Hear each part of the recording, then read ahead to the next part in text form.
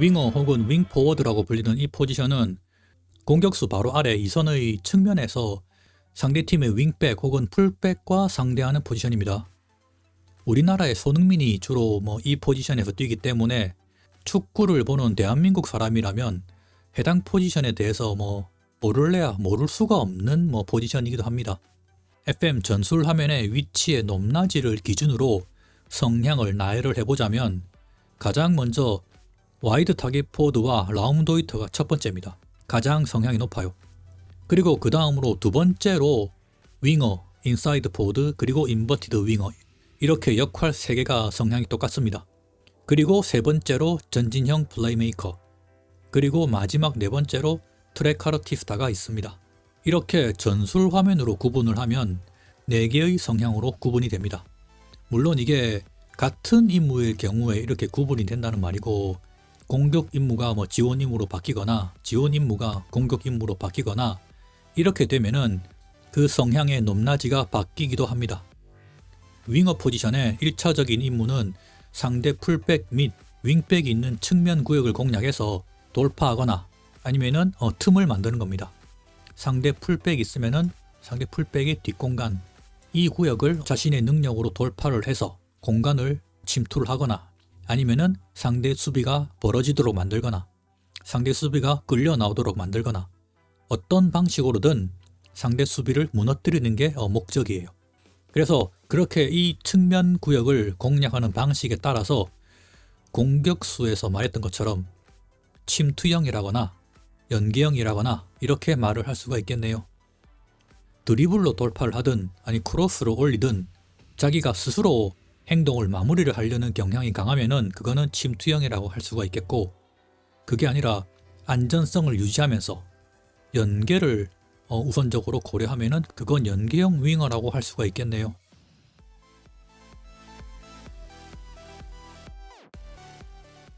와이드 타겟 포워드는 일반적인 윙어 포지션의 역할 중에서 좀 특수한 역할이라고 할 수가 있습니다.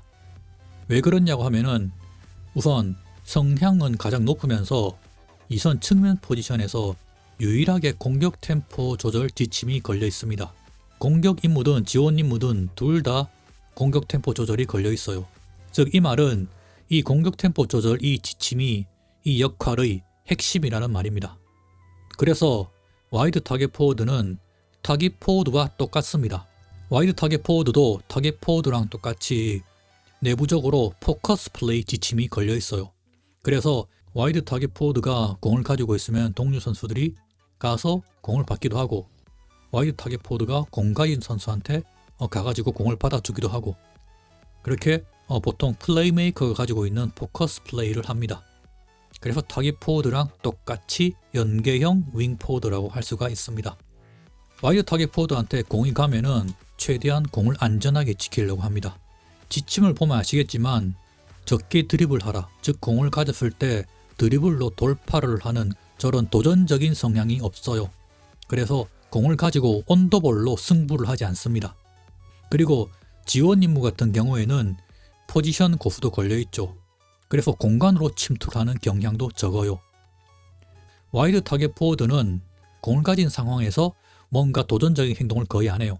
그리고 지원 임무 같은 경우에는 공간으로 침투도 거의 잘 안 합니다. 그러니까 연계형 윙 포워드라고 할 수가 있죠. 공격 임무는 그래도 공간으로 침투를 하기도 합니다. 이렇게 들어가기도 하고 이렇게 들어가기도 하고. 하지만 지원 임무 같은 경우에는 침투를 거의 안 해요. 요 자리가 요 자리에서 움직입니다. 공격 임무는 이렇게 움직이겠죠. 기본적으로 와이드 타겟 포워드는 측면의 윙어 자리, 터치라인에 붙어서 움직이는 윙어, 여기 아닙니다. 그리고 인사이드 포워드나 인버티드 윙어처럼 안으로 접고 들어오는 이런 움직임도 하지 않아요. 드리블로 공을 운반하거나 아니면 터치라인에 붙어서 움직이거나 하는 이런 내부적인 명령어가 없습니다. 그냥 성향만 높아요. 그래서 윙어와 인사이드 포워드 그 중간쯤 어딘가에서 움직이는 편이에요. 와이드 타겟 포워드를 어떻게 쓰냐고 하면은 와이드 타겟 포워드는 아예 그냥 오버로드의 한 부분으로 쓰거나 아니면은 반대쪽에서 오버로드를 해서 크로스를 보내서 와이드 타겟 포워드가 공간으로 침투하도록, 물론 선수의 오프더볼 능력치가 좋다면 공간으로 침투를 해서 헤딩을 하거나 슈팅을 하도록 이렇게 쓰는 게 맞습니다. 그러니까 오버로드의 한 부분으로 쓰거나 아니면 완전히 마무리로 쓰거나 그렇게 하라는 말이죠. 그냥 와이드 타겟 포워드한테 공을 줘서 네가 알아서 드리블로 돌파를 하라거나 뭔가를 해라. 그런 식으로 전술을 만들면 안 됩니다. 전술의 컨셉을 확실하게 잡아서 와이드 타겟 포워드를 연계형으로 좀 더 쓸 건지 아니면 아이솔레이션의 그 마무리로 쓸 건지 확실하게 정하는 게 훨씬 더 좋습니다. 와이드 타겟 포워드가 연계를 하니까 그 밑에 있는 풀백을 이렇게 공격적으로 끌어올리는 것도 좋은 방법 중에 하나겠네요. 아니면은 메짤라를 이렇게 옆으로 침투시키던가. 그러면은 와이드 타겟 포워드가 공을 가지고 있다가 이렇게 전달해 줄 거고 이렇게 전달해 줄 거고. 절대로 와이드 타겟 포워드는 공을 가지고 스스로 뭔가를 하지는 않습니다. 와이드 타겟 포워드를 지나서 뭔가 침투를 하는 선수들이 있어야 해요. 그래서 전체적으로 말하자면은 와이드 타겟 포워드는 전술의 컨셉이 확실할수록 효율이 좋습니다. 우리 팀이 아예 강팀이라서 상대팀의 수비라인이 낮다. 상대팀의 수비라인이 낮다. 그럴 경우에는 침투할 수 있는 공간이 줄어들기 때문에 굳이 속도가 빠른 윙어가 필요하지 않아요. 그죠? 그럴 경우에는 와이드 타겟 포워드를 써도 좋을 겁니다. 아마. 왜? 뒷공간이 없으니까. 와이드 타겟 포워드처럼 이렇게 공을 받아주고 연계를 해주고 하는 이런 선수가 오히려 더 효과가 좋을 수도 있다는 말이죠. 근데 FM에서는 이렇게 특정한 상황에서만 좋은 이런 역할들은 크게 효과를 보기가 힘들어요. 왜? FM은 하나만 잘하는 역할들이 좋지는 않거든. 하나만 잘하는 그런 역할들은 별로 효율이 안 좋아요. 그래서 결과부터 말하자면은 와이드 타겟 포워드는 다른 윙어나 인사이드 포워드들 있잖아요. 그런 역할들보다는 효율이 낮아요. 다른 윙어나 인사이드 포워드처럼 천재성, 개인기, 드리블, 속도 이런 게 좋은 선수들이 확실히 더 좋습니다. 와이드 타겟 포워드는 타겟 포워드의 능력치를 그대로 다 가지고 있죠. 그래서 거기에 추가적으로 크로스 능력치가 있고 그리고 헤딩, 팀워크, 활동량, 점프 거리, 몸싸움 타겟 포워드의 능력치를 그대로 다 가지고 있으면서 크로스 능력치가 추가되어 있죠. 측면에서 크로스가 올라가면 좋으니까.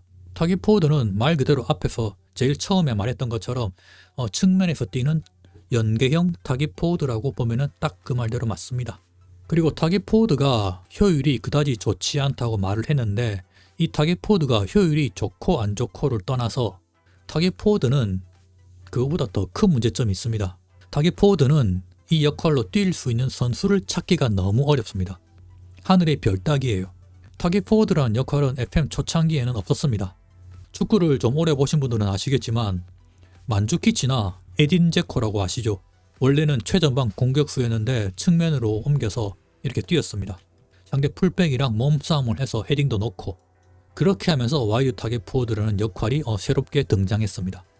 그래서 그 이후에 FM에도 새롭게 추가가 됐습니다. 와이드 타겟 포워드가 좋고 나쁘고를 떠나서 우선 와이드 타겟 포워드에 뛸 수 있는 선수를 찾기가 너무 어려워요. 에딘 제코, 만주키치가 아니면 거의 없어요.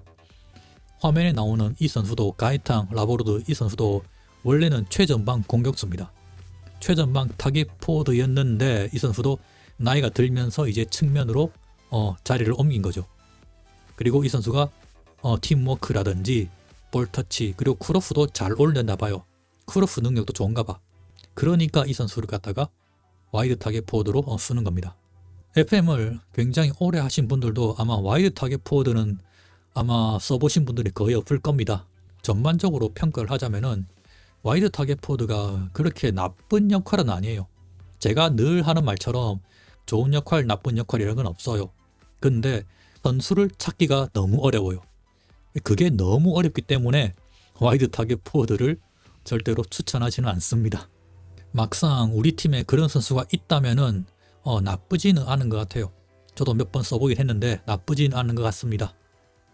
그런데 선수가 없어.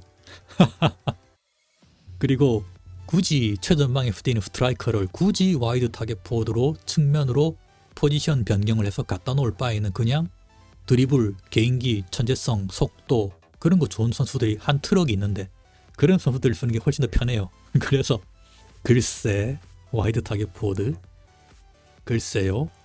저는 추천을 하지는 않습니다.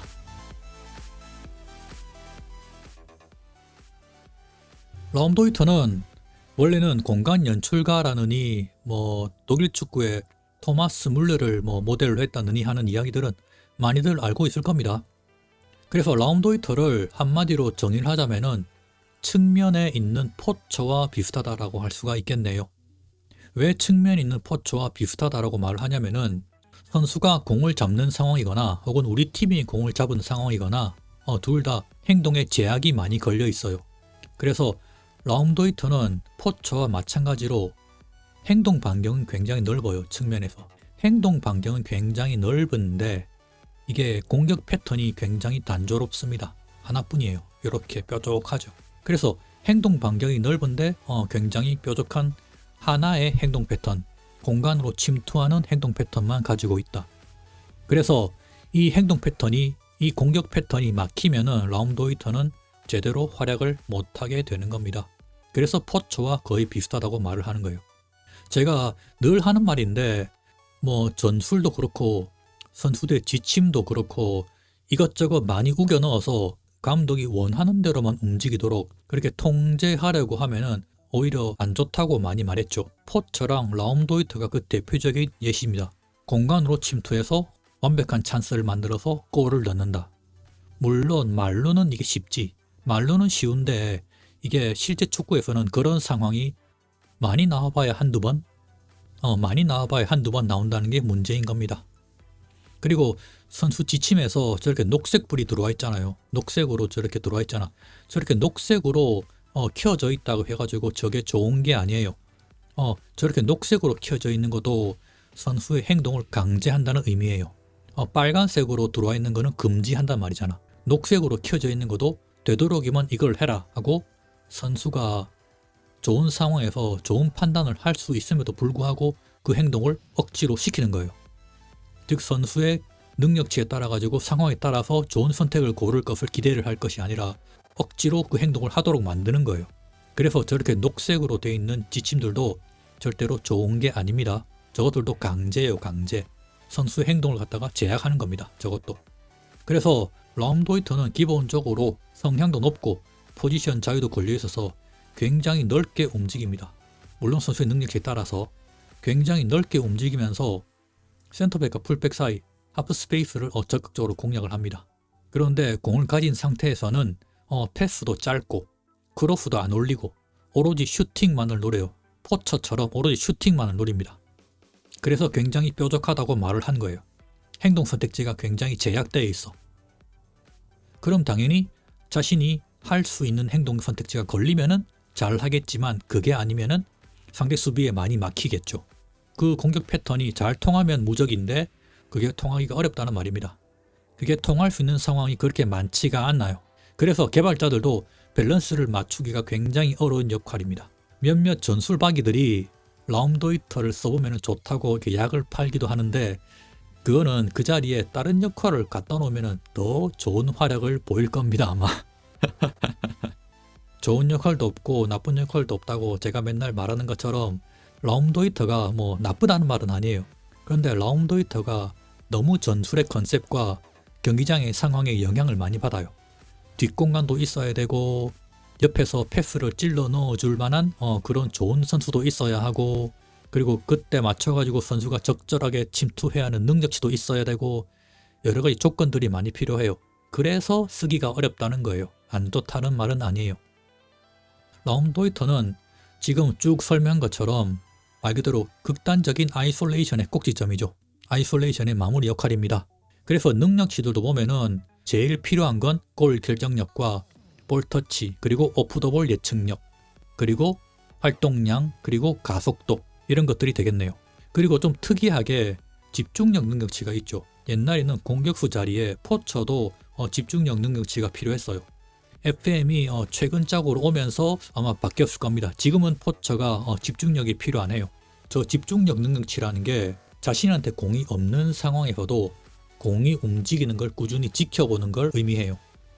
그래서 공간으로 침투를 해야 되니까 공이 이렇게 패스가 왔다 갔다 왔다 갔다 하잖아. 그때 계속해서 들어갈까 말까 하면서 지켜보는 거예요. 그래서 집중력 능력치가 필요한 겁니다. 옛날에 포처도 필요했어. 그래서 라움도이터는 지금 쭉 뭐 이런저런 설명을 했는데 극단적인 아이솔레이션의 마무리? 이게 절대 연계형은 아니고 침투형 중에서도 극단적인 아이솔레이션 마무리, 측면 포처 같은 그런 역할이라고 정리를 하면 되겠네요. 워낙에 자기 마음대로 움직이고 그래서 이 뒷공간이 없거나 전술이 좀 안 맞거나 혹은 패스를 넣어줄 사람이 좀 안 좋거나 선수의 오프더볼 능력치가 안 좋거나 그럴 경우에는 혼자서 잠수를 많이 탑니다. 그래서 쓰기가 좀 어려운 역할이에요.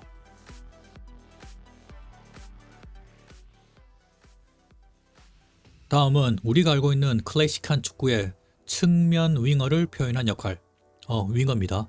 해외 축구든 뭐 국내 축구든 축구를 조금이라도 보셨던 분들은 뭐 클래식 윙어가 어떻게 움직이고 경기장에서 어떤 행동을 주로 하는지 뭐 다들 알고 계실 겁니다.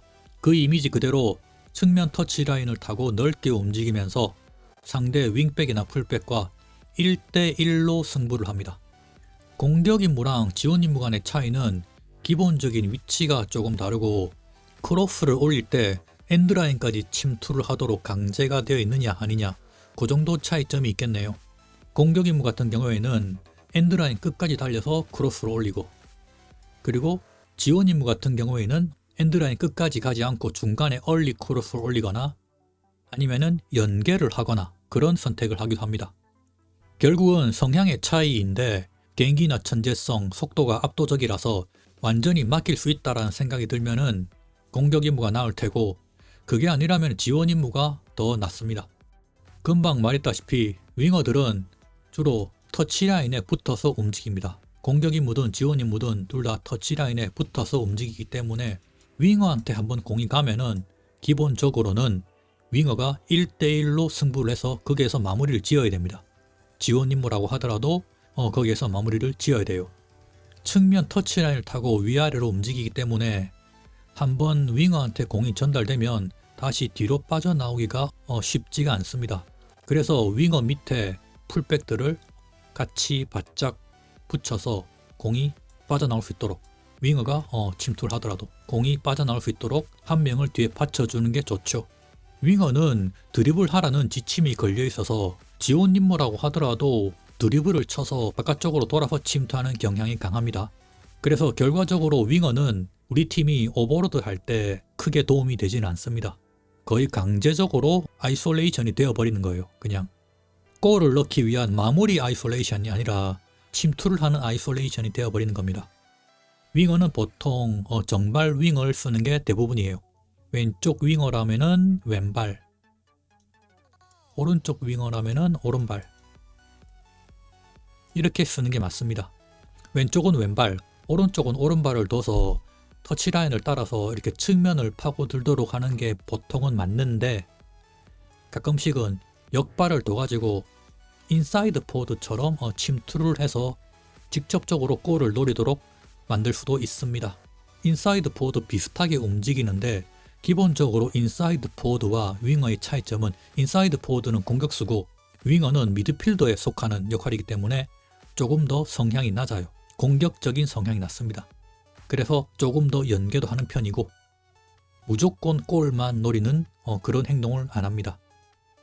그래서 인사이드 포워드가 너무 공격적이라고 생각이 되면은 윙어를 역발로 둬서 인사이드 포워드 대신으로 그렇게 써도 됩니다. 능력치는 개인기, 드리블, 크로스, 패스, 볼터치, 활동량, 천재성, 당연히 오프더볼, 그리고 민첩과 가속 교감 이런 것들이 필요한데 윙어나 인사이드 포워드는 측면을 치고 달리기 때문에 판단력이나 팀워크, 침착성 이런 정신적인 능력치는 거의 사용이 안 됩니다. 그만큼 상대팀의 압박이 약한 바깥쪽에서 상대 수비와 1대1로 승부에 특화된 움직임을 보이기 때문에 그런 능력치를 요구하는 겁니다. 물론 판단력이나 팀워크, 침착성 이런 정신 능력치가 있으면 좋기야 하겠지만 그런 능력치를 사용할 만한 그런 상황이 10번 중에서 한 번이 나올까 말까 한 정도라서 굳이 없어도 됩니다. 윙어는 FM 초창기부터 있었던 역할이라서 사용하기도 쉽고 효율도 좋습니다. 그리고 윙어 능력치에 해당하는 선수들도 굉장히 많은 편이고, 그래서 웬만한 측면을 활용하는 전술들 4231이나 433 같은 경우에는 윙어를 하나쯤은 꼭 가지고 있는 게 좋습니다. 경기장을 넓게 쓰기에도 좋고, 선수의 천재성을 이용한 1대1 승부를 만들기에도 좋고, 윙어한테 해줘 하기도 좋고, 그래서 윙어는 웬만하면 하나쯤은 꼭 가지고 있으면 좋은 역할이라고 말할 수가 있겠습니다.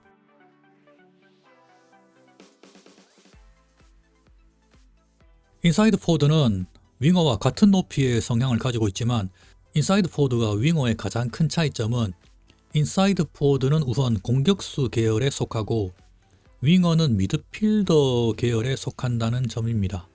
우리 팀의 인사이드 포워드가 골을 잘 못 넣어요 라고 불평하는 사람은 있지만, 윙어가 골을 잘 못 넣는다고 불평하는 사람은 거의 없죠. 기본적으로 사람들이 인사이드 포워드에게 바라는 것은 공격수 같은 득점력입니다. 근데 윙어에게는 굳이 그렇게 득점력을 바라지는 않죠. 그런 인식의 차이점 그대로 FM에서도 윙어와 인사이드 포워드는 그 득점력 부분에 있어서는 확실히 인사이드 포워드 쪽이 조금 더 성향이 높습니다. 이게 매치 엔진이 내부적으로 무슨 공격적인 설정이 있어서 그런 건지, 아니면 인사이드 포워드가 이렇게 안으로 움직이잖아요. 윙어는 바깥쪽으로 움직이고. 그래서 인사이드 포워드가 안으로 들어오기 때문에 상대의 압박이 강하기 때문에 그 압박을 뚫고 들어가기 위해서 조금 더 내부적으로 성향이 높은 건지, 높게 설정이 되어 있는 건지 그거는 모르겠어요. 그거는 잘 모르겠는데, 그런데 결과적으로 보자면은 인사이드 포워드가 행동을 선택하는 걸 보면은 조금 더 윙어보다는 조금 더 도전적이더라고요. 그래서 인사이드 포워드가 조금 더 상대 수비에 더 꼬라박습니다. 결과적으로는 인사이드 포워드가 윙어보다 조금 더 꼬라박아요. 인사이드 포워드의 기본 위치는 한 칸 안에 들어와 있습니다. 그리고 인사이드 포워드의 저 선수 지침에서 더욱 넓게를 켜한다고 하더라도 윙어처럼 완전히 바깥으로 벌려서진 않습니다. 윙어랑 인사이드 포워드는 내부적으로 설정이 달라요. 윙어를 좁게 하고 인사이드 포워드를 넓게 하고 그렇게 한다고 해가지고 두 명의 위치가 바뀌지 않아요. 인사이드 포워드는 원래 안에, 윙어는 원래 바깥입니다. 인사이드 포워드의 공격 임무와 지원 임무 둘 다 모든 지침들이 똑같습니다.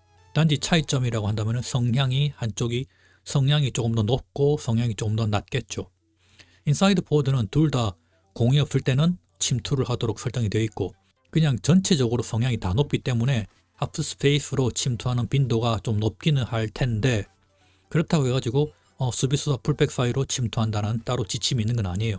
자주 드리블하라 켜져 있고, 패스도 위험을 감수하라 패스 켜져 있고, 크로스도 적게 올려라 켜져 있잖아요. 그래서 공을 가지고 드리블 치면서 안쪽으로 달리다가 결과적으로 해줘 하는 겁니다. 해줘.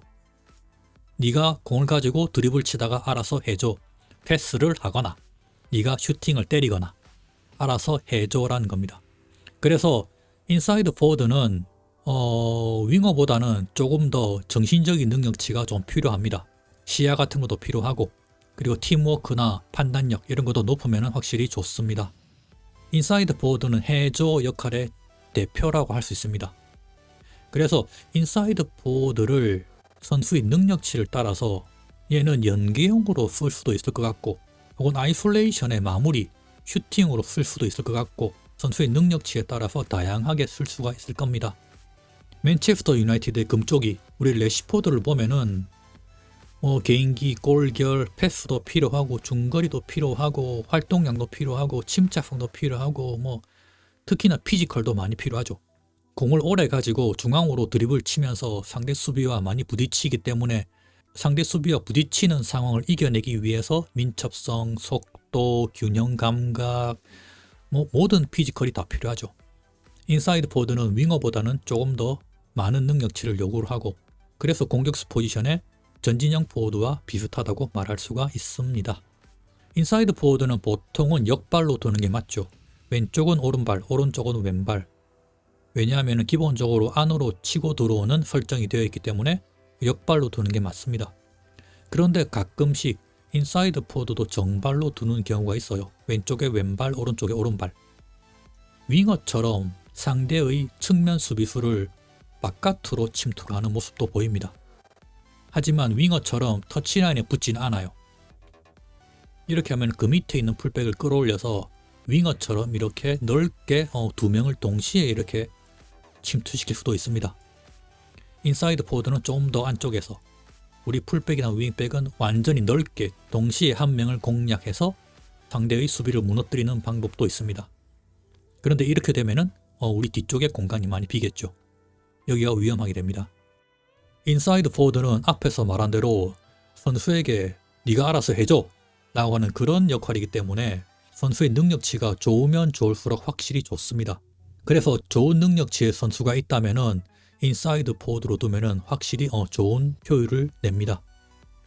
그 어떤 전술이라고 하더라도 인사이드 포워드 하나쯤 있으면은 지고 있던 경기도 이 선수의 개인 능력으로 해서 경기를 역전시킬 수도 있습니다. 그만큼 전술에 큰 구애를 받지도 않고 그 어떤 전술에도 우선 끼워 놓으면은 어떻게든 조합이 됩니다. 그래서 윙어가 있는 4-2-3-1이나 4-3-3 같은 전술에서는 웬만하면은 한쪽은 인사이드 포워드는 한 명을 두는 것을 추천하는 편입니다.